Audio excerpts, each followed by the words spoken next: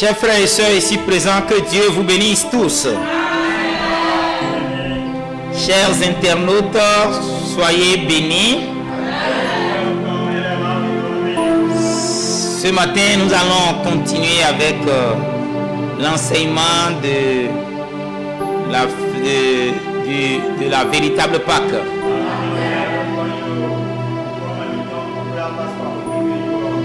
Amen. La Pâque qui ouvre l'évangile éternel. La résurrection de Christ, des prémices de Christ reproduit à nouveau.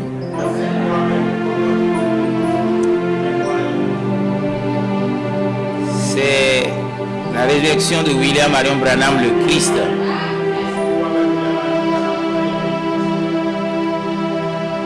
C'est un enseignement de plusieurs jours. Mais nous l'avons pour le 13 avril passé, la date de sa résurrection. Ça fait 60 ans, n'est-ce pas? C'était le 13 avril 1966. Et le 13 avril 2026, ça fait 60 ans.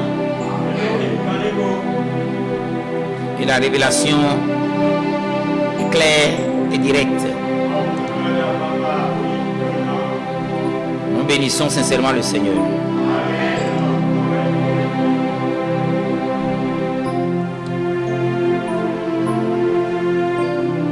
La fois dernière, nous avions vraiment parlé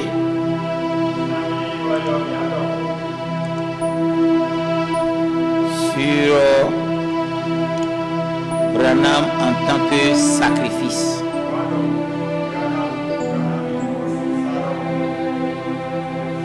Dans les 3 sacrifices, dans le plan de la rédemption, et les sacrifices qui sont offerts dans les 7 fêtes de Jéhovah, montrer que il est Christ, parce que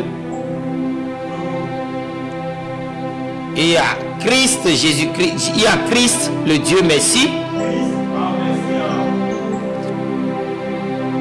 et les Christ qui doivent venir en tant que semence de blé semé. Mais parmi ces semences de blé revenues à la moisson, il y a les prémices. Branham est alors l'homme, le premier homme Messie. Donc en tant que Christ, il y a la vie qui est en lui, la vie du Messie qui est en lui. La tombe ne peut pas le retenir. C'est là où nous avions commencé par parler sur sa résurrection. Sans oublier que il y a eu des raisons pour lesquelles Jésus devait mourir. Sinon, il ne peut pas mourir. Branham encore moins parce qu'il est l'immortel Élie. Mais il y a des raisons bibliques pour lesquelles il doit mourir. Nous en avons dénombré 5 pour Branham et dénombré 2 pour Jésus. Donc s'il meurt, étant donné qu'il est Messie, le Christ, qu'il soit le Christ, l'homme Messie ou bien Dieu Messie, en tant que Messie, la tombe ne peut pas vous retenir. Alléluia. C'est pourquoi nous, sans nous, ceux des 6 âges de l'église passée ne peuvent pas venir à la perfection. Christ ne peut que prendre pour épouse Christ. Pourquoi nous avons non seulement des auditoires visibles et deux catégories d'auditoires invisibles. Il y a ceux-là qui sont les internautes qui sont connectés à nous. Et il y a ceux-là qui sont ressuscités, qui sont dans le domaine spirituel invisiblement présent. Parce qu'ils doivent venir ici écouter le message court et rapide, le message des nouveaux points laissés en suspension, ce message qui doit les amener à la perfection. Alléluia. Que Dieu vous bénisse. Vous avez devant vous le pasteur Dodo de la République du Bénin, intervenant depuis le tabernacle, la super église de Christ Branham Arcadie. Amen. Nous avons aussi mentionné que Jésus-Christ n'a pas pu racheter à la croix. Il a sauvé, il a accompli le salut, parce que l'expiation doit venir avec les ossements brisés. On a montré la fois dernière que Jésus n'avait pas ses os brisés. Et le fait que Moïse a frappé 2 fois le rocher, il a déprogrammé tout le programme de Dieu. En tant que serviteur de Dieu, un grand homme comme Moïse, celui qui parle de bouche à oreille avec Dieu. Moïse est l'ami de Dieu. Il dit, je me révèle par les visions, par les sons de gens, mais à Moïse, je lui parle de bouche à oreille. Moïse, tout ce qu'il fait engage Dieu. Dieu a dit, parle au rocher. Et Moïse a frappé le rocher.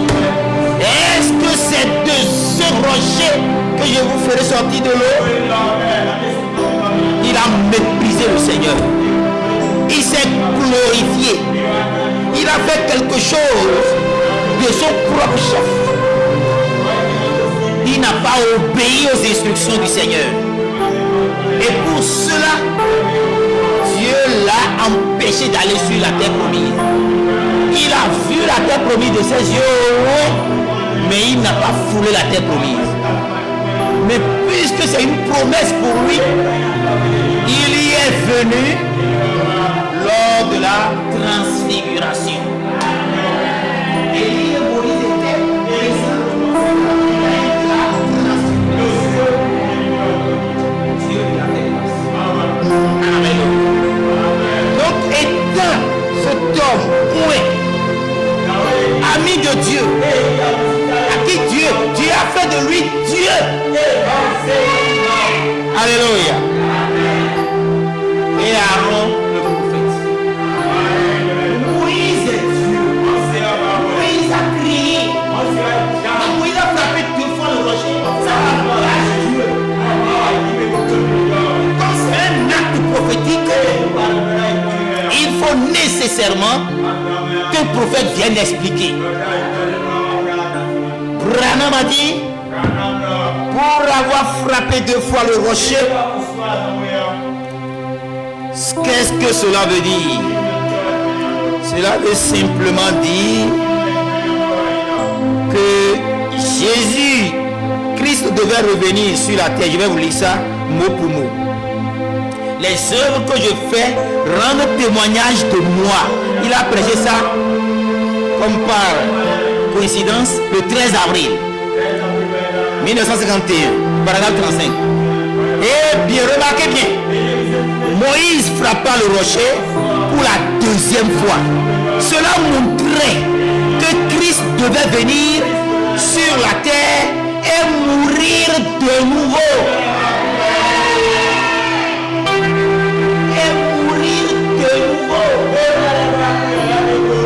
Jésus est mort sur la croix de Calvaire pour accomplir le salut. Ses os n'étaient pas brisés. Moïse a frappé 2 fois le rocher, annonçant que Christ devait venir et mourir de nouveau. Donc Christ reproduit à nouveau, viendrait mourir encore pour accomplir la rédemption. Parce que le salut est différent de la rédemption. Salut veut dire délivrer de l'esclavage, du péché. Amen. On a délivré les enfants d'Israël de l'esclavage, de Corée, d'Égypte. Amen. Mais ils ne sont pas encore retournés sur la terre promise. Donc la rédemption, c'est la récupération de ce qui a été perdu. Mais qu'est-ce que Adam a perdu? Il a perdu la communion avec Dieu. Il a perdu la vie de Dieu. Il a perdu l'onction de Dieu. Les trois choses, une fois que l'homme est récupéré, l'homme est racheté. Alléluia. Son rachat, la croix ne l'a pas fait. Nous sommes délivrés du péché. Il a détruit les autorités, les principautés, les esprits et les dominations. Il les a détruits très bien en spectacle, comme le Seigneur triomphant, Dieu puissant conquérant. C'était seulement le salut là. La délivrance de l'esclavage du péché. Amen. Et la rédemption pour ramener sur la terre promise, pour ramener à rentrer dans la communion avec Dieu. Jésus l'a accompli. Dans l'eau de baptême, on a vu que Dieu et l'homme se sont réconciliés. Et la communion est établie par le sang de Jésus. Et pour la restauration de l'onction de Dieu. Amen. Et la vie de Dieu, il va dire vous sauvez la vie de la vie dans le futur. Mais aujourd'hui, Christ a dit je vous offre la vie éternelle. Je vous offre la vie éternelle. Ça là, c'est Adam qui l'a fait. L'onction de Dieu, on a vu la plénitude de Dieu dans l'homme. On voit la colonne de feu qui est la plénitude de Dieu incarnant un homme. C'est l'onction de Dieu qui a été restaurée. Alléluia. Et cette rédemption n'était pas accomplie à la croix. Amen.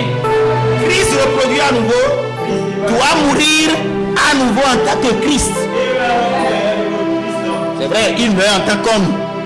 Parce qu'il faut que ce soit un sacrifice. Mais en tant que sa qualité de Christ, la tombe ne veut pas le retenir. Donc mon frère, ma soeur, nous allons revenir sur le but pour lequel. Amen. Donc nous disons que par le sang de Jésus,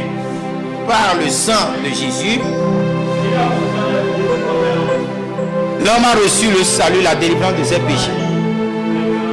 La délivrance de l'esclavage du péché. Mais par le sang de Christ Branham,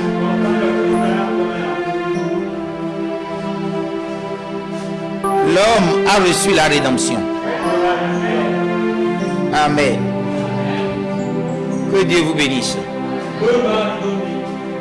Et ces choses, nous devons les savoir. Pendant près de 2000 ans, les gens sont sauvés par le sang de Jésus-Christ et avaient reçu le Saint-Esprit qui n'est simplement que les arts de la résurrection. C'était simplement un gage de notre héritage. Et des gens étaient faits sacrificateurs et rois et ils furent rassemblés dans le lieu saint. Par contre, avec le sang de Branham, nous sommes allés dans le Saint des Saints. Dieu a fait de nous des souverains sacrificateurs et des rois. Donc vous ne pouvez pas être sacrificateur, souverain sacrificateur, sans être engagé dans des alliances de prière. Ce n'est pas possible. Un sacrificateur fait des sacrifices. Il a dit rassemblez-moi mes fidèles qui ont fait des alliances par les sacrifices. sacrificateur, vous devez faire des sacrifices. Ça peut être par la prière, ça peut être par la parole, la lecture de la parole, l'écoute de la parole. Ça peut être par le jeu, ça peut être par des actions de grâce. Mon frère, ma soeur, ça peut être pour beaucoup de choses. Ça peut être même le sacrifice de votre propre corps. Alléluia. Quand vous êtes en présence de Dieu, vous aurez envie d'établir des hôtels. Et quand Dieu va retourner dans l'éternel sans hôtel. Comment vous êtes des sacrificateurs, des souverains sacrificateurs, pas sur quoi et pas des engagements d'alliance, de prière, de sacrifice. Que Dieu vous bénisse. Donc ce n'est pas le sang de Christ Branham, le véritable ségoube, que le peuple non seulement est sauvé, est racheté. Donc sous le sang de Christ Branham, nous avons été rachetés et nous avons part à notre héritage, la plénitude de Dieu. Donc sachez-le, le sang de Christ Branham, si vous êtes sous ce sang, vous êtes prêts pour aller dans l'enlèvement. Chers frères internautes, oui, c'est la vérité. Nous ne pouvons pas vous tromper. Oui, sans ce sang, vous ne pouvez pas aller dans l'enlèvement. Impossible. Le sang de Jésus, depuis 2000 ans, n'a amené que le salut. Mais il n'y a pas que le salut. Parce que dans un jour qui représente le plan de la rédemption, il n'y a pas que deux sacrifices. Il y a le sacrifice du matin, le sacrifice de midi et le sacrifice du soir. Le matin, c'est les animaux qui ont servi à faire le sacrifice. À midi, c'était Jésus-Christ. Quoi qu'il est mort à 15 heures, s'il représentait le sacrifice de midi, la manifestation de midi, et le sacrifice du soir, c'est le dernier sacrifice. C'est le sacrifice de Christ reproduit à nouveau. C'est la mort de Christ Branham. Pourquoi Branham, l'immortel Élie, devait mourir? L'immortel Élie devait mourir parce que premièrement, je reviens dessus, premièrement, Christ Branham devait mourir comme le second rocher frappé, on vient de le dire, pour que l'épouse possède la plénitude de Dieu, parce que quand on a frappé le rocher à Horeb, l'eau est sortie et ça a tari. On a frappé encore le rocher à Sinaï, l'eau a sorti et a inondé le désert. Et l'eau représente ici l'esprit de Dieu. Sans cette mort, on ne peut pas avoir la vie surnaturelle de Branham. Deuxième raison pour laquelle l'immortel Élie doit mourir, en tant que véritable expiation, que nous ayons la rédemption. Ça, Branham l'a dit dans la fête des trompettes, paragraphe 200. Notre iniquité, les eaux ont été brisées pour l'expiation véritable. Christ devait mourir en tant que véritable ségoube. Quand Dieu, quand le capitaine de l'armée de l'Éternel a point Josué pour aller détruire Jéricho et a foué tout à interdit, qu'est-ce qui s'est passé? N'importe qui touchait quelque chose, on le détruisait, on le brûlait. À quand sa famille, ses enfants en ont pris à leur dépens. Amen. Donc Jéricho était parfaitement maudit. Jéricho était le monstre. Parce que quand il a tout détruit, il a maudit. Et il a dit, il a donné comment il fléchit. C'est une malédiction. Et il y a eu un homme qu'on a prié, il a 2 enfants. Son premier est Adonai, qui veut dire père de grandeur. Son second fils est Sérou.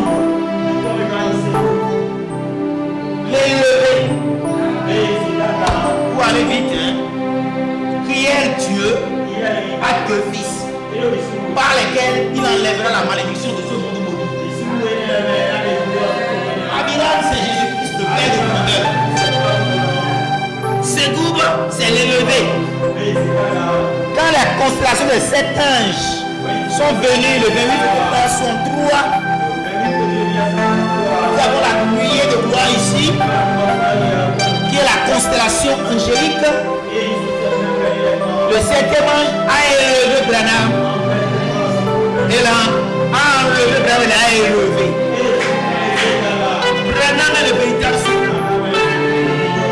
Non, ayant des parents humains, être élevé jusqu'à la position de la pierre fêtière, comme étant l'élevé, comme étant la position de Christ. Ça là, c'est un miracle. C'est un prodige à nos yeux. Branham est ce second fils, le véritable second qui devait mourir pour enlever la malédiction de ce monde. C'est pourquoi nous croyons qu'au millénium, il n'y aura pas de mort. Il n'y aura rien de flotté. Alléluia. Quand nous agitons l'enseignement sur la résurrection de Christ sur vous, c'est alors que Père, alors que frères et sœurs, vous recevez la puissance.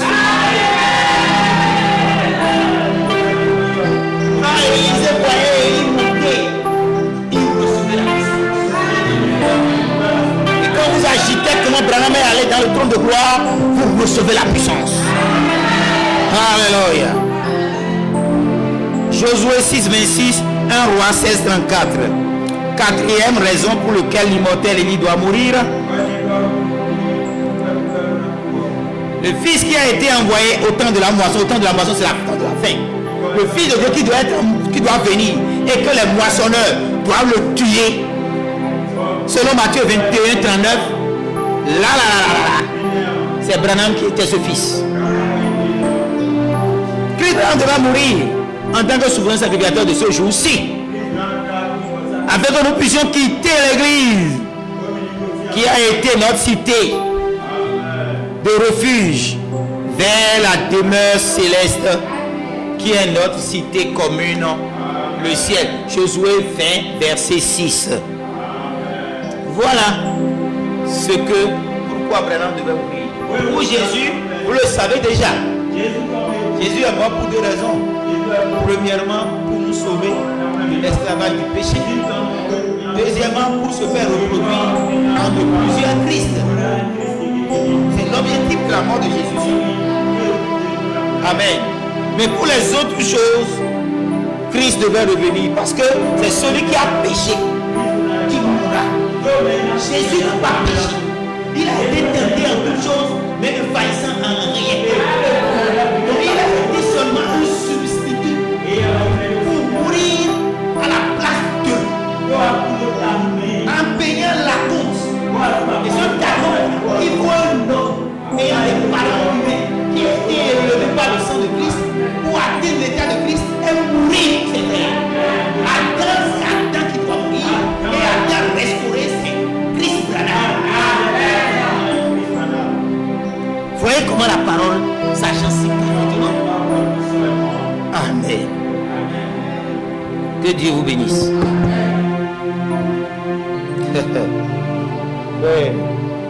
Frère Jésus, que Dieu te bénisse.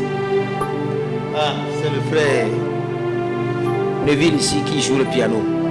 On n'a même pas encore commencé. Amen. Amen. Amen. Que Dieu vous bénisse tous. Pendant que vous vous levez sur vos pieds, nous allons parler sur les 2 résurrections des 2 Messies. Et on va prendre l'écriture, les saintes écritures, pour vous montrer que je vous poserai la question de cette manière. Savez-vous que Paul a parlé des 2 résurrections des 2 Messies? Chers internautes, c'est de ça qu'on veut parler ce matin. 1 Corinthiens 15:20.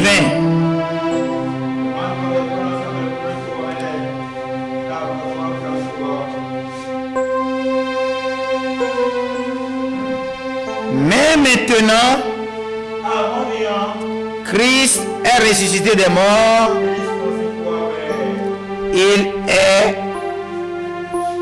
les prémices de ceux qui sont morts. Prémices de ceux qui sont morts. Car puisque la mort est venue par un homme, c'est aussi par un homme qu'est venue la résurrection. C'est aussi par un homme qu'est venue la résurrection des morts. Car puisque la mort est venue par un homme, c'est aussi par un homme qu'est venue la résurrection des morts. Et comme tous meurent en Adam, de même aussi tous revivront. C'est dans le futur. Revivront en Christ. Paul le savait. C'est pourquoi il n'a pas dit Jésus. Et comme Jésus est le premier Christ, chaque fois qu'on parle de Christ, on pense à Jésus. Mais c'est une erreur. Aujourd'hui que nous avons la pleine révélation, c'est une erreur de croire ça. Écoutez, tous revivront en Christ, mais chacun en son rang. Christ comme les prémices, puis ceux qui appartiennent à Christ lors de son avènement. Vous voyez, il y a un espace de temps. Christ reproduit à nouveau sera ressuscité au temps du soir, et de là jusqu'à l'avènement du Seigneur, tous les autres Christ maintenant seront ressuscités. L'ordre de la résurrection. On n'aura pas le temps de parler de ça. Puisque le Seigneur ajoute la bénédiction à la lecture de sa parole, et que la puissance de la résurrection, de sa résurrection puisse se déverser en nous, et que sa vie surnaturelle, la vie surnaturelle de Christ Branham, nous puissions en être héritiers. Être héritiers de son onction, de sa vie, de son pouvoir, de sa puissance, qui nous revêt du courage, qui nous revêt de la victoire, qui nous revêt de l'amour d'Apart, car il a fait cette alliance avec nous et nous croyons cela. Dans le nom puissant de Christ Branham, ceux qui sont morts, quoique vivants, retrouvent la vie. Dans le nom puissant de Christ Branham, que ceux qui sont sauvés puissent être rachetés. Dans le nom puissant de Christ Branham. Oh Papa des cieux, Éternel des armées, révèle-nous ta parole, révèle-nous quelle est cette résurrection-ci, et révèle-nous quelle est cette résurrection-là.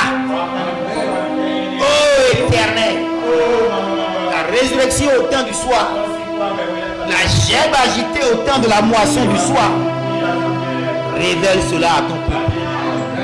Béni sois-tu. Que les malades soient guéris, que les affligés soient consolés, que les pécheurs soient sauvés,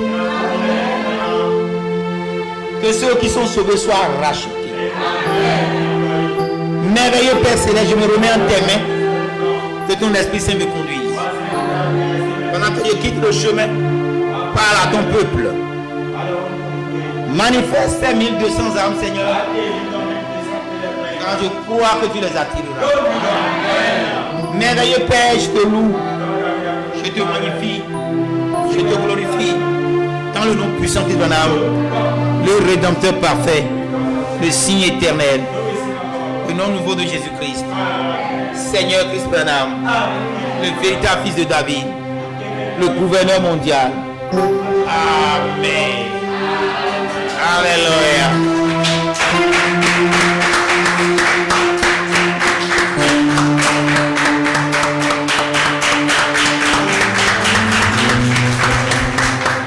Que Dieu vous bénisse. Veuillez vous asseoir.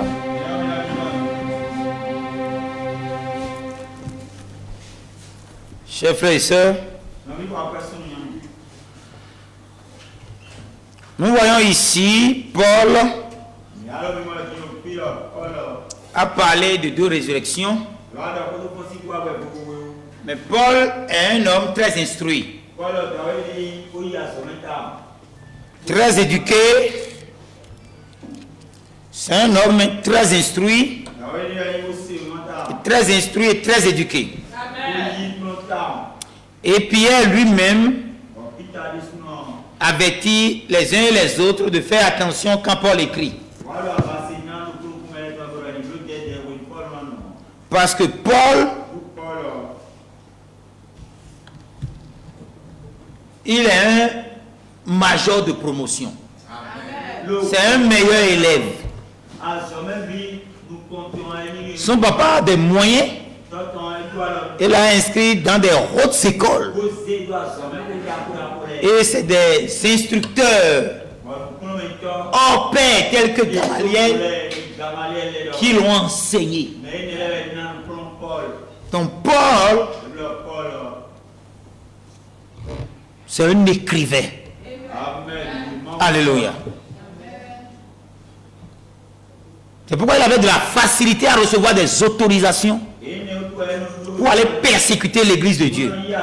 C'est un homme qui est très bien placé dans les choses de ce monde. Il est haut placé. Il a des privilèges. Mais il les a tous sacrifiés pour le Seigneur. Donc Paul parlait de 2 résurrections. Ce n'était pas perceptible. Paul est un prophète apôtre. Donc tout ce qu'il a dit, il faut un prophète pour l'interpréter.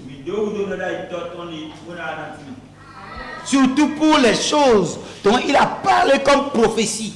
Parlant de l'avènement du Seigneur, l'enlèvement et toutes ces choses, Paul les a abordées prophétiquement. Mais vous devez comprendre que l'interprétation des Écritures n'est pas l'apanage d'une personne particulière. L'apanage, l'interprétation des Écritures, c'est Dieu lui-même qui l'interprète. Vraiment prêcher un sermon, Dieu est son propre interprète. Dieu dit une vierge concevra, des centaines d'années plus tard, une vieille a conçu. Voilà l'interprétation. La lumière fut que la lumière soit. Des années, la lumière fut. Voilà l'interprétation. Donc quand Paul parlait de 2 résurrections, il ne pouvait pas aller plus loin parce que la seconde résurrection n'était pas encore accomplie. Donc, nous insistons là-dessus parce qu'on a reçu un prophète majeur de l'âge. Et ce prophète majeur de l'âge a prêché un sermon le 18 avril 1965. Le titre, c'est le lever du soleil. C'est un sermon de Pâques. Abraham disait au paragraphe 97, puis c'est de lui qu'il s'agit, parce que je vis, vous vivrez aussi.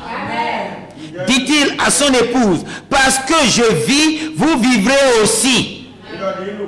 Abraham l'a dit 2 fois. Et maintenant écoutez, il dit, quelle résurrection que celle-ci, et quelle résurrection que celle-là. Vous allez me dire qu'on parle d'une même résurrection? Non. Il y a 2 résurrections. Tout ce que Branham dit est basé à 100% sur les Saintes Écritures, la Bible. Alléluia. Très bien. Donc beaucoup d'écritures se sont accomplies à présent. Parce que Paul, en tournant, en parlant aux Corinthiens, précisément au chapitre 15, il a commencé au verset 20. Et nous trouvons que nous trouvons là 2 résurrections qui sont mentionnées. Une résurrection citée comme histoire et une autre résurrection qui est citée comme une prophétie parce que dans son accomplissement proche. Amen. Parce qu'il dit, mais à présent, Il dit, mais à présent, Christ est ressuscité. C'est déjà de l'histoire. Il est ressuscité des morts. Et il est quoi? Il est les prémices de ceux qui sont morts. Ceci se rapporte à la résurrection de Jésus-Christ qui était devenue une histoire. Car puisque par un homme la mort est venue, c'est aussi par un homme qu'est venue la résurrection des morts. Et comme tous meurent en Adam, demain, écoutez la seconde résurrection, tous revivront. Mais à présent, mais tous revivront. Vous voyez le futur? Tous revivront en Christ. Mais tout homme en son rang. Branham met les prémices. Christ comme prémisse. Qui a accompli Jean 14, 12. Celui qui croit en moi fera les œuvres que je fais et en fera de plus grandes. Même dans les œuvres de Christ Jésus, la résurrection fait partie de ses œuvres. Il dit, détruisez ce temple et je le rebâtirai en 3 jours. Donc après sa mort, 3 jours après sa mort, son ensevelissement, il sera ressuscité. Et ça a été exactement la même chose que Branham. Il est mort, c'est vrai, les gens ont refusé de l'ensevelir.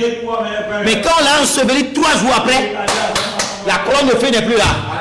Alors que depuis sa naissance, quelques secondes, quelques minutes après sa naissance, la colonne de feu est là.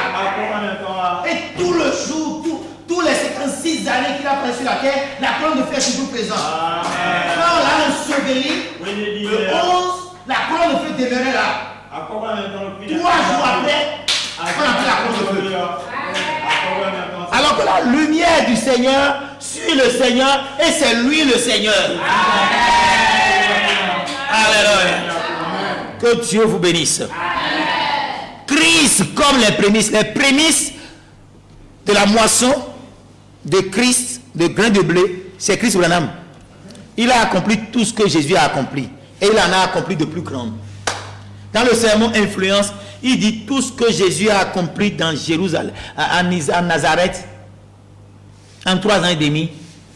Ce qui se passe ici à Jeffersonville, un seul soir, est plus que tout ce qu'il a accompli en 3 ans et demi. Amen. Voyez-vous? Vous voyez que c'est fort. Prenez courage et gardez la foi. Amen. Donc, tout homme en son rang, Christ comme prémisse, puis ceux qui appartiennent à Christ selon son rang. Ici, nous voyons la résurrection de Christ, les prémices est déclarée. Mais comme prophétie par s'est mis dans le futur. Alors que dans le verset 20, la résurrection de Jésus-Christ est déclarée comme prémisse de ceux qui sont morts. Amen. Ici, c'est la résurrection des prémices de Christ. Amen. Amen. Christ, Jésus-Christ étant lui-même la semence qui est foutue en terre. Amen.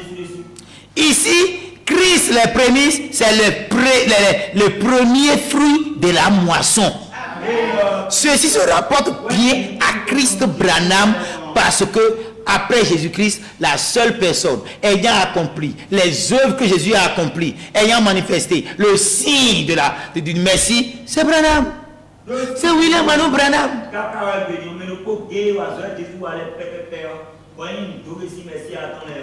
Jésus-Christ est devenu le premier de ceux qui sont morts et qui sont ressuscités des morts. Ça, c'est le verset 20. Saint Paul mentionne clairement la résurrection de Christ comme une histoire qui fait référence à Jésus-Christ. Tandis que le verset 23, il parle d'une résurrection qui doit arriver chacun dans un ordre. C'est pourquoi nous parlons de l'ordre de la résurrection. Adam va ressusciter, attirer la main de Ève. Ève va ressusciter, attirer la main de Abel. Abel va ressusciter, attirer la main de Seth. Ils vont sauter Caïn parce qu'il est un fils du malin.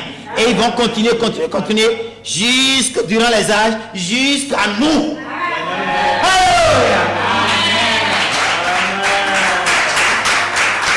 Il y a un ordre de la résurrection. Amen. Il y a un ordre de la résurrection. Que Dieu vous bénisse. Amen. Donc, si nous parlons ici à propos de la résurrection qui aura lieu, ça ne peut avoir lieu qu'à la seconde venue du Seigneur.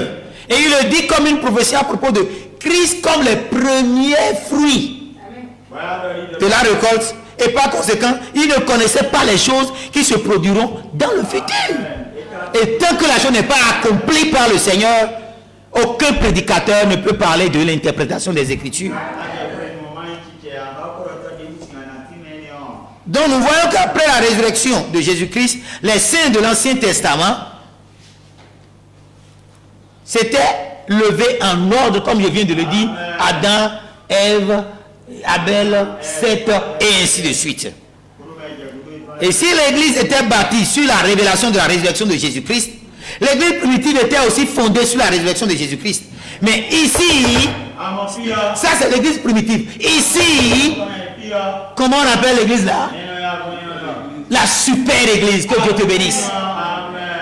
La super église est bâtie sur la résurrection de Christ Branham. Alléluia. Christ Branham alors devait d'abord mourir. Aussitôt après, le troisième jour après son ensevelissement, il ressuscite pour que la super église soit formée. Donc l'église, la super église est bâtie sur la résurrection de Christ Branham. Si tu dis que dans Prends ta plume écrit, on dit plus l'église s'approche de Christ, il devient la super race, il devient la super église. Hein? Si tu penses que tu es la super race, la super église, sans savoir que là où il y a la montagne de Sinaï qui est différente de la montagne, de la pierre de fondement qui est la montagne d'Horeb, si toi tu ne le sais pas, tu es dans l'erreur.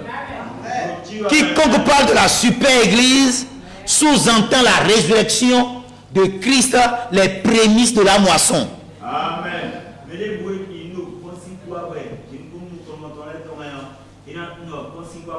Donc vous devez comprendre que la super église est bâtie, est formée sur la résurrection de Christ Branham. Parce que la super église a reçu la révélation à propos de la résurrection de Christ Branham et a eu la révélation que Christ Branham est la pierre fêtière. Parce que la super église a grandi et a atteint la pierre fêtière. La super église a compris la seconde venue. La super église n'est pas Jésus-Christ. Pardon, la pierre fêtière n'est pas Jésus-Christ. Jésus-Christ est la pierre de l'angle. Paul a dit, Christ est la pierre de l'angle et Christ qui est la pierre angulaire, la pierre fêtière, la pierre principale.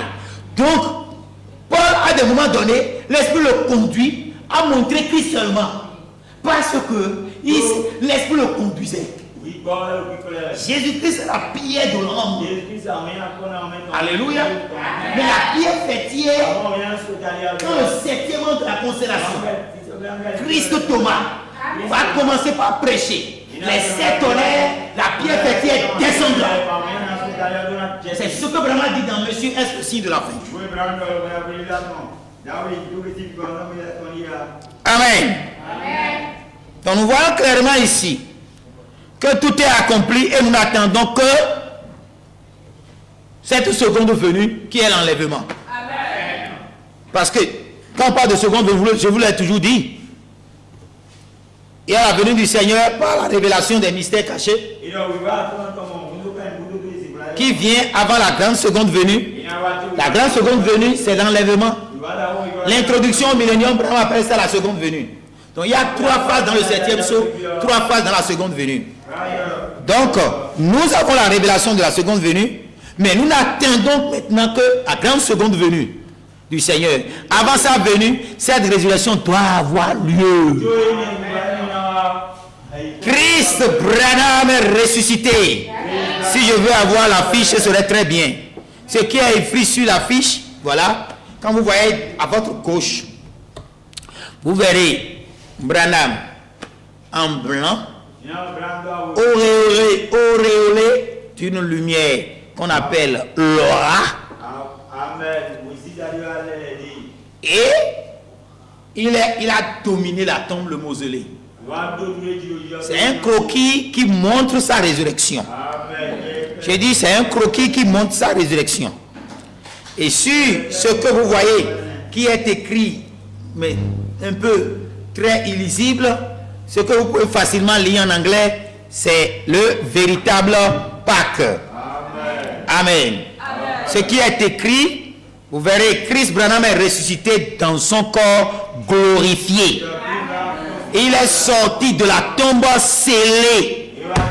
De la même manière que Jésus-Christ qui, après sa résurrection, entra dans la chambre avec les disciples, était réunis. Bien que les portes et les fenêtres fussent fermées. Ça, vous pouvez le lire dans Jean 20, 26. C'est ce qui est écrit en noir en haut. Maintenant, ce qui est en bas de la photo croquis, écrit en petit, c'est ce que je vais vous lire. Alléluia. Vous me suivez? C'est vrai, il est midi. Il est midi. C'est un enseignement qui est long. Et si les gens veulent comprendre, ça ne peut que prendre du temps. Il est écrit, parce qu'on a dit, un homme viendra comme Jean-Baptiste. Et il lancera un défi qui n'a jamais été lancé auparavant. Qui est ce serviteur de Dieu qui a lancé un défi de la résurrection de Christ Branham? Quand on parle de l'histoire des hommes de Dieu, quand on en vient, et leur sujet phare, quand on en vient à Christ Thomas, on dit c'est lui qui parle de Christ Branham et que c'est lui qui parle de la résurrection de Christ Branham. Donc c'est lui qui a lancé le défi. Alléluia. Il a dit, nous lançons un défi aux scientifiques américains qu'ils mènent des recherches sur la tombe de Christ Branham afin de tenter de refuter notre conviction, notre déclaration, notre assertion concernant sa résurrection. Cependant, au nom du Seigneur, nous affirmons qu'ils n'y trouveront pas même cheveux, un seul cheveu, car il est ressuscité le 3e jour après son ensevelissement. Alléluia, applaudissements au Seigneur.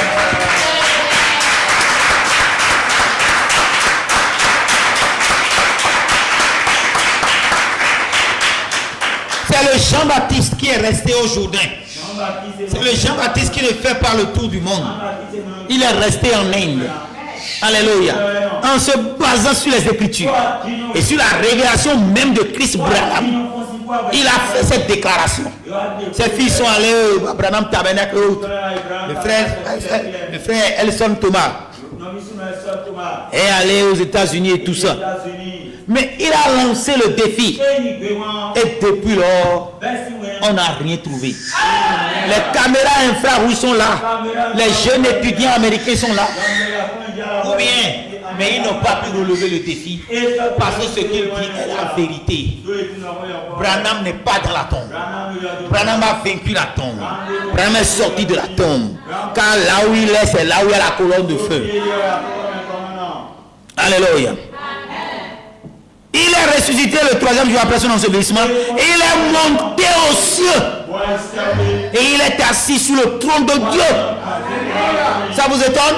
Apocalypse chapitre 12. 1. Il a dit. 1 Corinthiens 15, 23. L'on dit. Christ les prémices. Donc, vous devez comprendre que ne pas croire cela, c'est qu'un grand jugement de Dieu attend les États-Unis. Et celui-ci peut survenir à tout moment, car ils n'ont pas reconnu la véritable Messie. Ils n'ont pas reconnu le véritable Messie suscité au milieu d'eux. malgré la manifestation profonde des signes et des attributs du Fils de l'homme en Christ Branham, ils n'ont pas cru.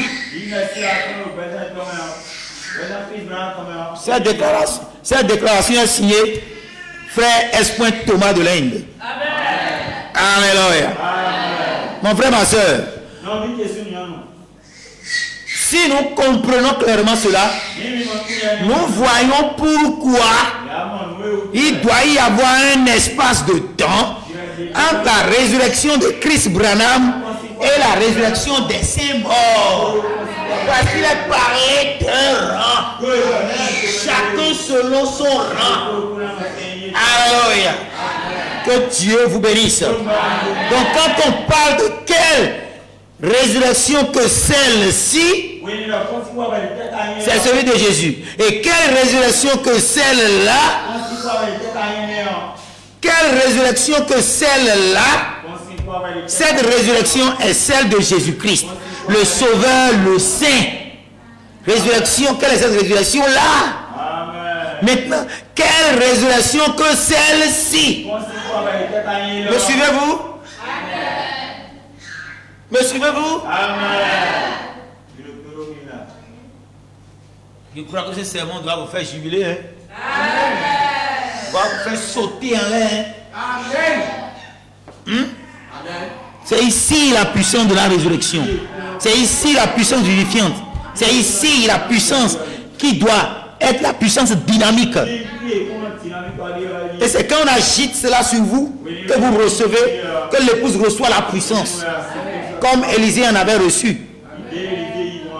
Amen.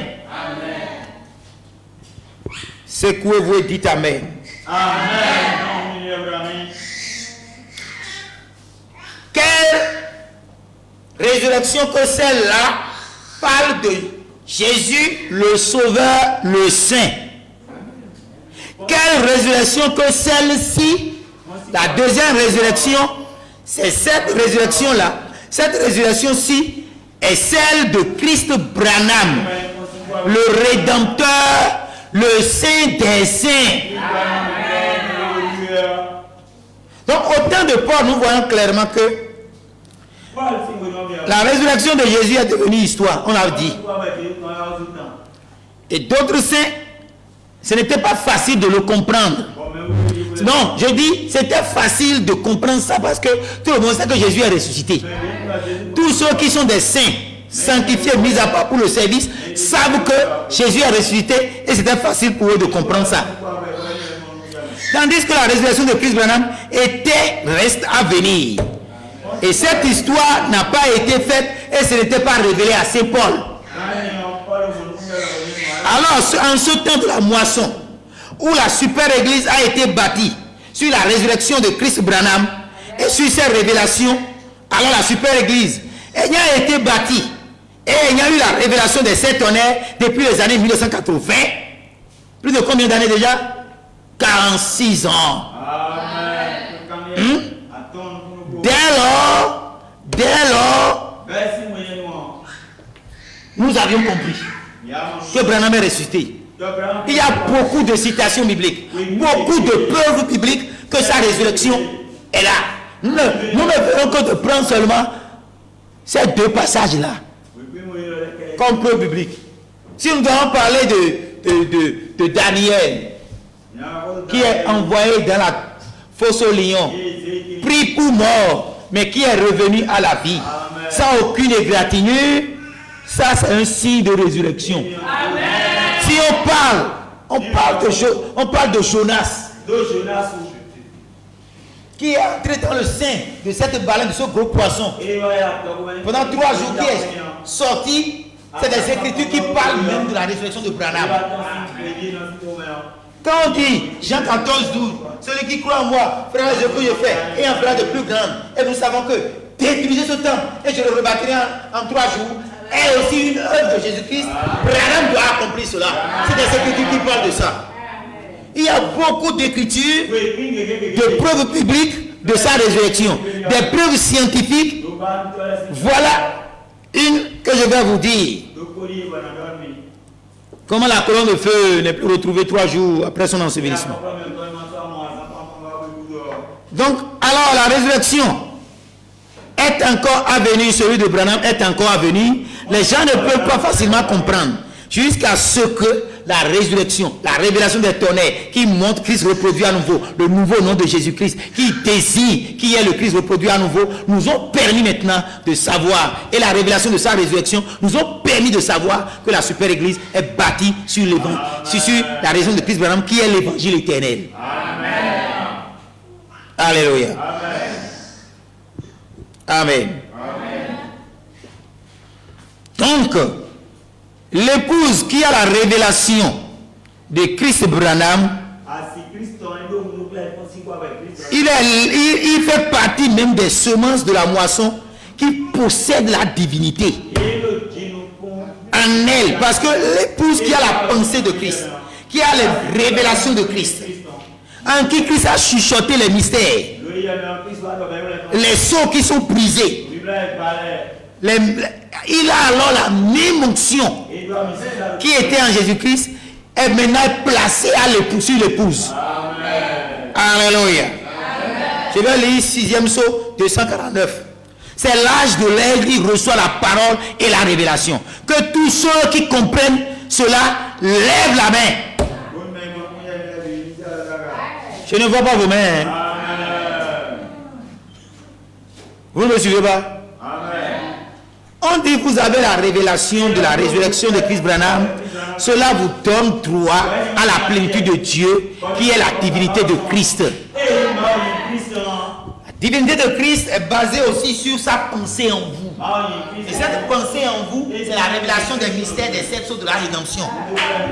Vous avez reçu ça parce que vous connaissez la fin de Satan. Et vous êtes certain que Satan est fini. Il est dépouillé. La parole l'a détruite. Il est le dragon, le serpent ancien. Vous le foulez à terre parce que nous sommes dans le temps de l'adoption et nous retirons à Satan tout son pouvoir. Il le sait, il est nerveux, mais il ne peut rien contre vous. Vraiment dit qu'il y a 2 livres que le diable règne le plus. C'est le livre qui montre ça, son début, c'est ruse, et le livre qui montre sa fin, son jugement. Tu connais les livres là, non? Combien? Genèse, répétez Genèse. Genèse. Une fois encore. Et Apocalypse. C'est pas seulement le livre, la révélation du livre de l'Apocalypse nous a apporté la fin, le jugement de Satan. Et rien que ça, il est paralysé. Devant vous. Vous êtes bénis. Amen. Branham dit que tous ceux qui comprennent lèvent la main. Il dit très bien, c'est bien. Voyez, très bien. Bon, voyez-vous, si vous pouvez revenir ici sous ces sceaux, s'ils peuvent être, une fois qu'ils sont ouverts, vous pouvez voir exactement ce que Dieu est en train de faire. Quand les sceaux vous sont ouverts, vous savez exactement ce que Dieu a déjà fait. Si vous savez la révélation des sceaux, vous savez exactement ce que Dieu va faire et ce qu'il fera de Satan. Le voici exactement. C'est pour ça que j'ai encore besoin de l'affiche. Parce qu'il y a une citation sur l'affiche qui dit clairement, Branham a annoncé cela depuis les années 1963. Branham dit, dans 13 novembre 1963, le signe de ce temps. Il y a un temps dans lequel nous sommes, il y a un signe. Et le signe de ce temps, paragraphe 239, Branham est en train de nous dire clairement qu'un jour vous entendrez que je suis mort. Vous l'écouterez dans les journaux à la radio. Vous le lirez dans les journaux papier. De ne pas croire ça. Comment ne pas croire un journal? Les gens ont pris l'information, ils ont traité l'information, ils ont examiné, le rédacteur a vérifié, tous les publicateurs ont vérifié, et on veut mettre ça, on a publié. Et Branham dit, si vous lisez ça, ne croyez pas.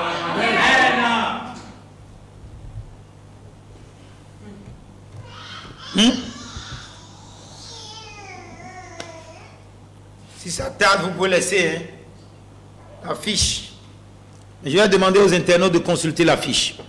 Il y a cette citation au paragraphe, il y a ce sermon au paragraphe 239. Un jour, si je meurs, pendant qu'on me mettra dans la tombe, on jouera cela. Alléluia.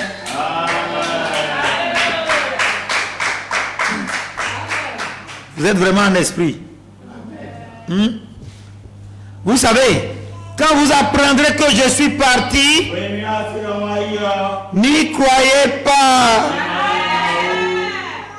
Ne croyez pas que je suis mort. Si vous apprenez que je suis parti, ne croyez pas que je suis mort. Je ne le suis pas. Branham est vivant.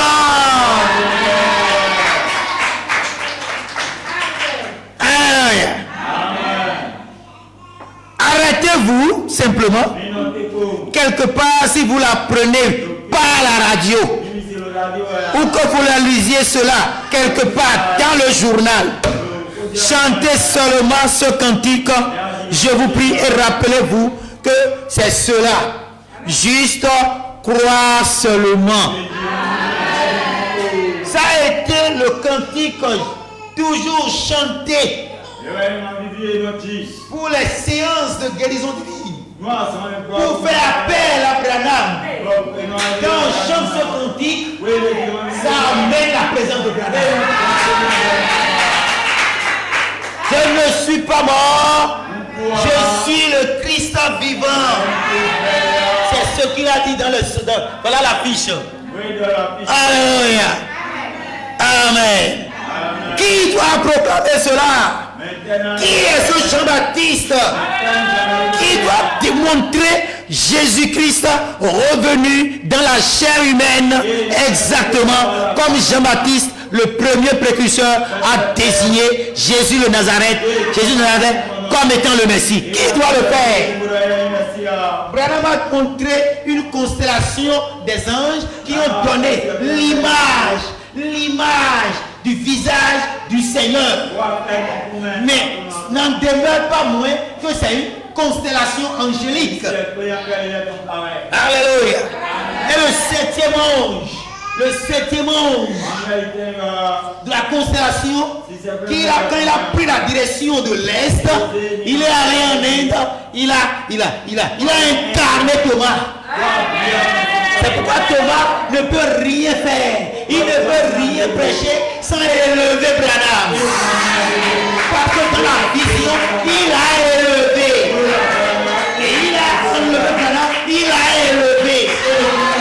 Qui est cet homme? Qui est ce véritable Jean-Baptiste que vous voyez à l'écran? C'est celui dont Ésaïe 41, 25 a parlé. Laissez-moi l'image là un peu pendant que je lis. Je l'ai suscité du septentrion. Et il est venu où? Il est venu d'où? De l'Orient. L'Orient à l'Est, en Inde. Alléluia. Il invoque mon nom. Qui a révélé le nouveau nom de Jésus-Christ? C'est Christ Thomas. Alléluia. Et alléluia. De l'Orient, il invoque mon nom. Il foule les puissants. C'est le roi de terreur. C'est l'ange de jugement de Dieu. Il foule les puissants comme de la boue, comme de l'argile que foule le potier. Voilà. C'est lui qui a annoncé cette résurrection. Il en a lancé un défi. Crois seulement. Crois seulement. Chris Branham n'est pas mort. Crois seulement. C'est croire.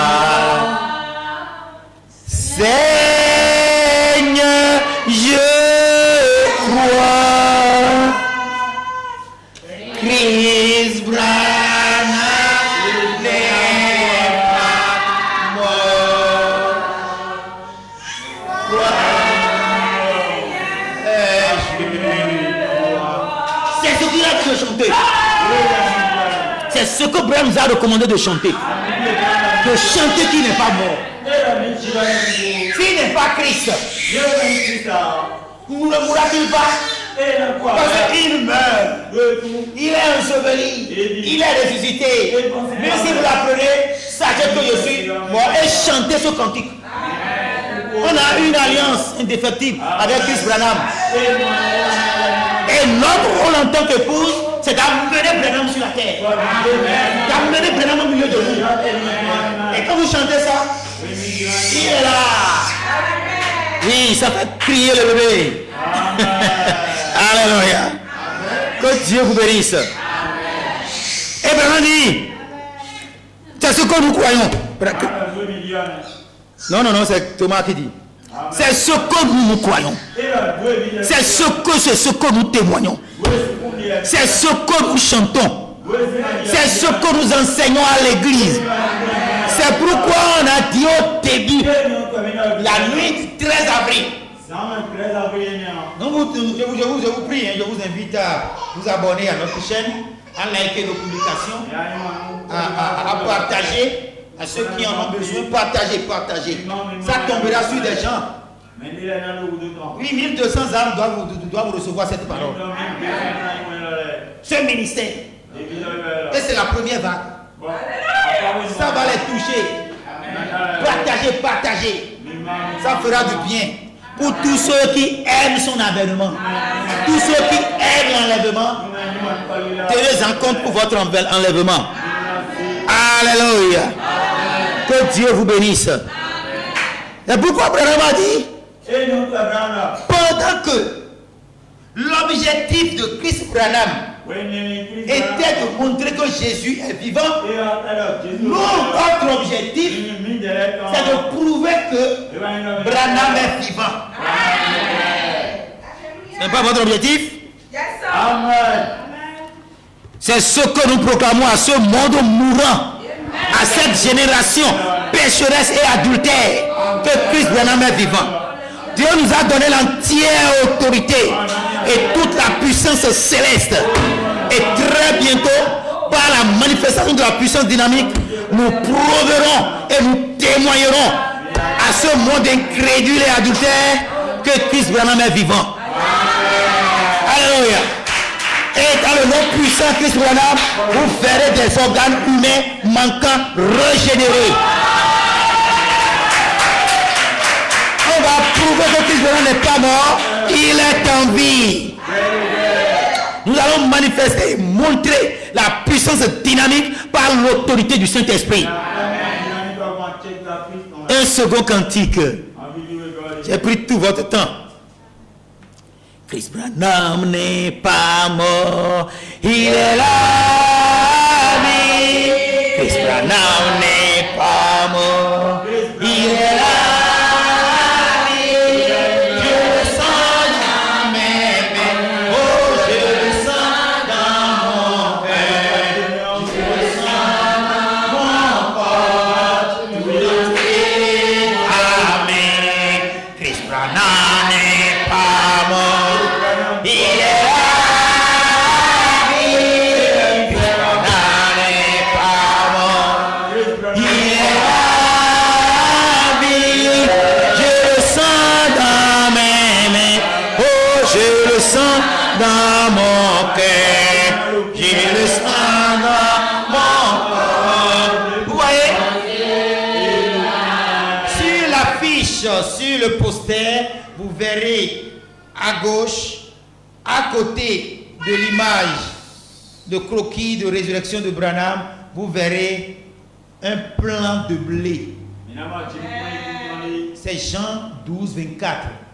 Le plan de blé qui est tombé à terre est mort et a commencé par pousser. Si on vous montrait toute l'entièreté de ce croquis, vous verrez que ça a donné le premier messager Paul, Irénée, Saint-Martin, Colomban, Luther, Wesley, et maintenant vous verrez Branham. Branham comme la septième, comme la gerbe agitée, comme les premiers fruits de la moisson. Et quand vous verrez, il y a une grande corbeille là assis.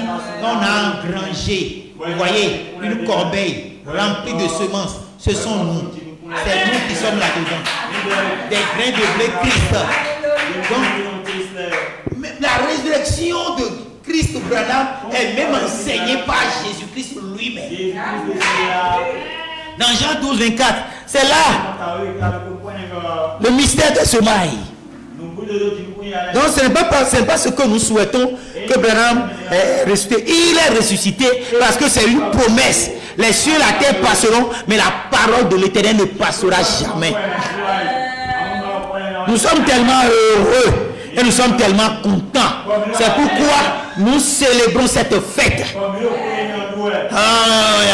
Le 13 avril, nous l'avons célébré. Nous sommes nourris spirituellement, nous sommes nourris physiquement.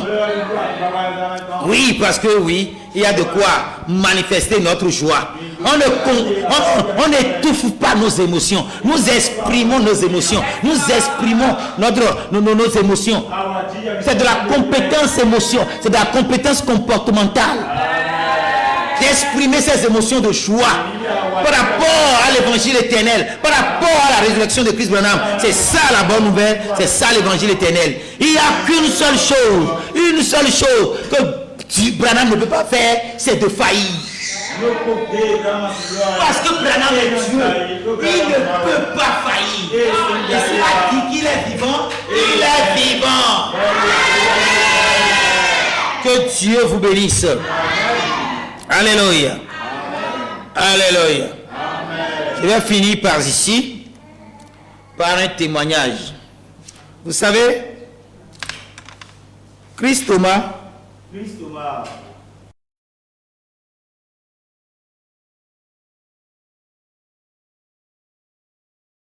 venait au fur et à mesure qu'il en avait besoin, au fur et à mesure que le Seigneur a voulu lui accorder. Dans les années 1969, certaines photographies de la colonne de feu sur la tombe de Branham avaient été amenées là-bas en Inde. Et cette photographie, c'était une sœur qu'on appelle la sœur Oliver, qui a fait un tour aux États-Unis. Et c'est une sœur docteur. Hein? Amen. Et il était allé aux États-Unis et au Canada. Et il a fait un tour là-bas aux États-Unis. Alors, quand elle a visité aux États-Unis, on l'a amené sur la tombe de Branham. Et ils lui ont donné des photos. Des photos où la colonne de feu était là, présent pendant. Et des photos où la colonne de feu n'est plus là. Alors ils lui ont partagé ces photos. Et ils lui ont dit que c'est après 3 jours qu'on a pu retrouver la colonne de feu sur la tombe. Donc, quand lui est venu en Inde, il est revenu en Inde. À cette époque-là, les gens ont pris la photo et là ils ont pris le témoignage. Mais ils ne comprenaient pas en ce temps.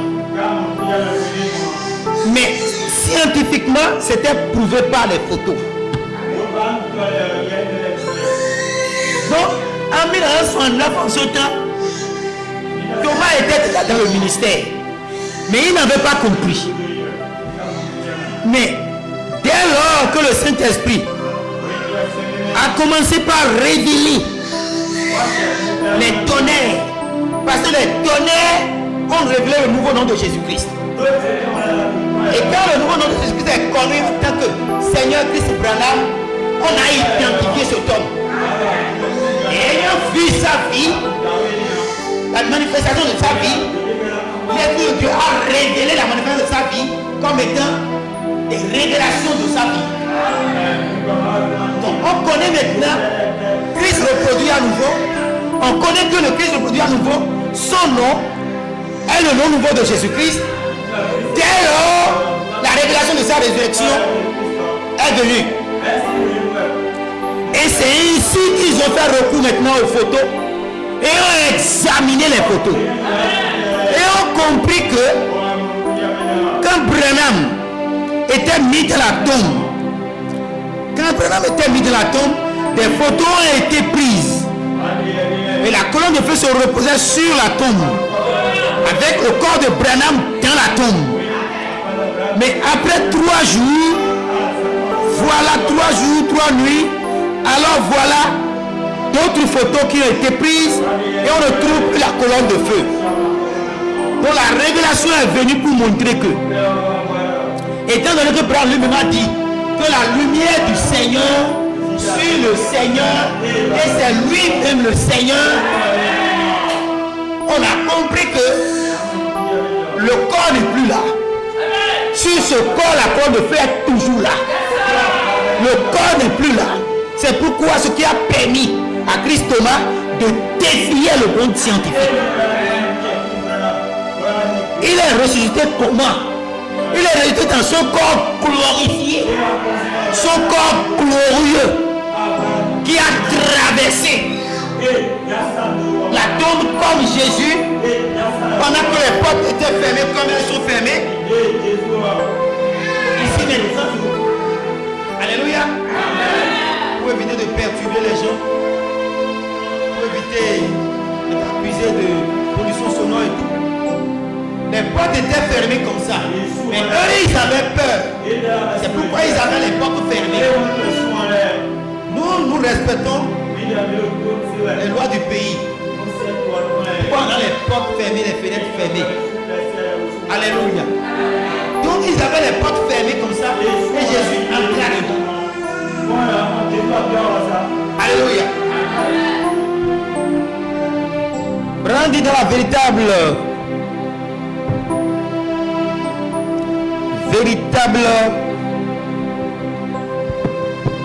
saut de Pâques.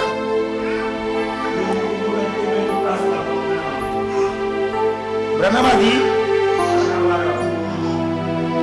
que le plus grand scientifique que le monde ait jamais connu, que c'est Einstein, Albert Einstein. Et il dit que si 2 objets font à une vitesse de la lumière,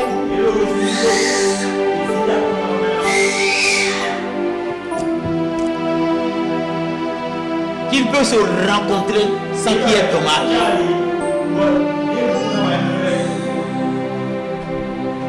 C'est pas pour rien que les anges à une vitesse vertigineuse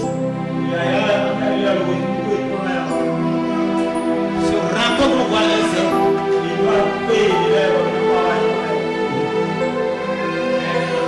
Owen Jorgensen, qui a écrit la biographie de William Branham, il dit que si vous regardez bien en bas,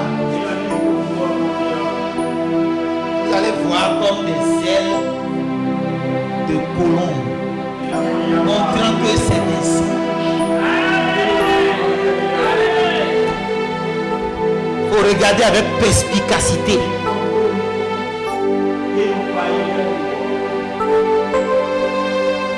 Donc Jésus était dans une vitesse de la lumière. Il pouvait traverser les murs. Comment en un clin d'œil s'est retrouvé au ciel. Alléluia. De la même manière, Branham a traversé la tombe. La colonne de feu n'est plus là. Et seul où aller où? Apocalypse chapitre 12, 5 a dit là où il est là. Un enfant, un fils qui doit perdre toutes les nations avec une verge de fer. On avait déjà démontré cela lors de la Noël, que cet enfant est Christ et c'est le Christ au temps de la fin. Christ le produit à nouveau. Et il fut enlevé vers Dieu et vers son trône. Est-ce que ça vous pose un problème? Ça pose un problème à quelqu'un ici? La vision de Kébar. Ézéchiel chapitre 1, verset 6 à 28, a montré que Branham était dans le trône du Père. Environné de flammes de feu, de la taille jusqu'en bas, de la taille jusqu'en haut. On ne voyait que la tête. Un homme qui ressemblait à un fils de l'homme. Et Branham dit que c'est l'image de la gloire du fils de l'homme. Que c'est le trône de l'Éternel. Que c'est ce que Ézéchiel a vu. C'est ce que Jean a vu. Donc Jean, Ézéchiel, Ésaïe, tous sont Branham dans le trône. C'est de grands prophètes qui ont vu loin. Et Jean l'a vu ici pour dire qu'il est allé vers Dieu, vers son trône. La Bible dit que Christ souffrirait et qu'il ressusciterait le 3e jour après son ensevelissement. Le corps de Branham fut embaumé et gardé dans une morgue. Les enfants de Chris Branham et bien d'autres gens espéraient que Chris Branham reviendrait à la vie. Et voilà pourquoi ils avaient retardé l'ensevelissement. Il y avait un avion pour lui. On a dit qu'il viendra comme ça pour parcourir le monde. Mais ils ont oublié que cette chevauchée c'est un Christ Thomas. Amen. Donc ils avaient gardé le corps. Gardé le corps, retardé le corps. Rappelez-vous quand Jésus-Christ est né. C'était dans le mois d'avril, on avait dit le 1er. Chris Branham est né également le 6 avril en printemps. C'est la nature. Et il fallait que Branham ressuscite encore en avril. Le corps avait été gardé depuis décembre, conservé jusqu'en avril. Quand le printemps arriva, c'est le temps de la résurrection. Chris Branham, et il avait gardé dans la chambre froide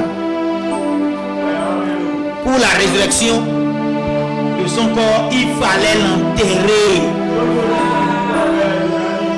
Alors le Seigneur tordit l'oreille au gouverneur de l'Indiana qui donna l'ordre que le corps de Chris Branham soit enterré.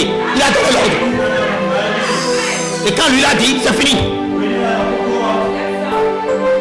Au moment de la naissance de Jésus-Christ, qu'est-ce qui s'est passé? Marie et Joseph étaient à Nazareth. Mais selon les Écritures, Jésus devait naître à Bethléem. Alors Dieu poussa le gouverneur aussi à proclamer un décret que tous les hommes retournent à leur ville natale pour le recensement. C'est à cause du Seigneur Jésus-Christ qu'on a bousculé tout le monde. Pour que chacun aille dans sa natal. Si on te dit, toi maintenant, va dans ton pays natal. Chacun va commencer par aller dans son pays natal. Ça va bousculer les choses, non? C'est ce que le gouverneur a décidé. À cause du Seigneur. Parce que le Seigneur doit naître à Bethléem. Donc le gouverneur a tordu l'oreille. Dieu a tordu l'oreille au gouverneur d'Indiana pour dire allez déposer cet homme-là en paix. Joseph et Marie dû partir à Bethléem. Alors Marie accoucha son enfant. Voilà comment fut accomplie l'écriture quand Jésus est né. De la même manière, quand le gouverneur a eu l'oreille tordue, il a dit enterrer cet homme. Ce grand homme, laissez-le en paix. Alors le 11, il fut enterré. Ce fut un ordre du gouverneur d'Indiana. Il était ressuscité comme Jésus-Christ au 3e jour après son ensevelissement. Et ce fut le 13 avril 1966.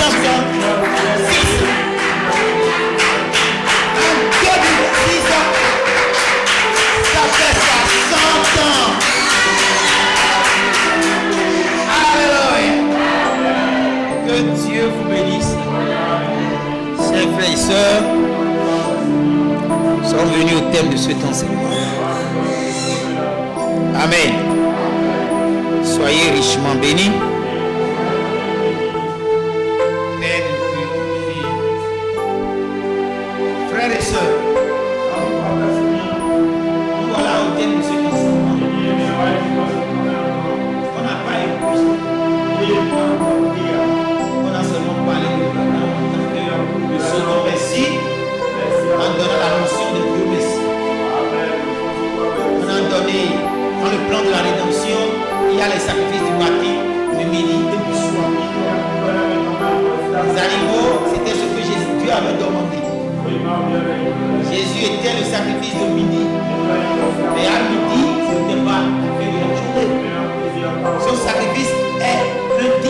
choses à venir, comme la Bible dit, Christ est le type des choses à venir. Le sacrifice du soir correspond à la mort de Branham, à la véritable expiation. Ce qu'il s'agisse bien dans les 7 fêtes de Jéhovah, Jésus a accompli les 3 premiers, la Pentecôte est venue, et les 3 derniers sont accomplis par la seconde venue, qui est la vie de Christ Branham. Fête des trompettes, fête de l'expiation, fête des tabernacles. Si Christ Branham est un sacrifice et qu'il est Christ, la tombe ne peut pas le revenir. Nous devons nous atteindre à sa résurrection. Moïse a frappé 2 fois le péché. Branham dit que Christ devait revenir de nouveau pour mourir. Ce que Branham on a donné les raisons pour lesquelles Christ va mourir, quoiqu'ils sont immortels. Alléluia. Christ doit se reproduire. Dans sa reproduction, il y a les premiers fruits, les prémices. Qui est Branham. C'est lui là. Adam restauré. Il doit mourir et payer le reste du prix du péché. Car Jésus a payé la honte en tant que substitut. La vie, c'est celle qui nous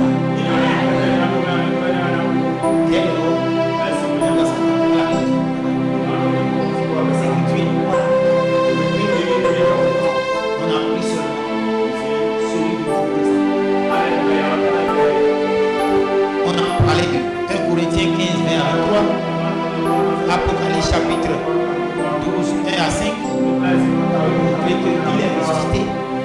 Il n'est pas allé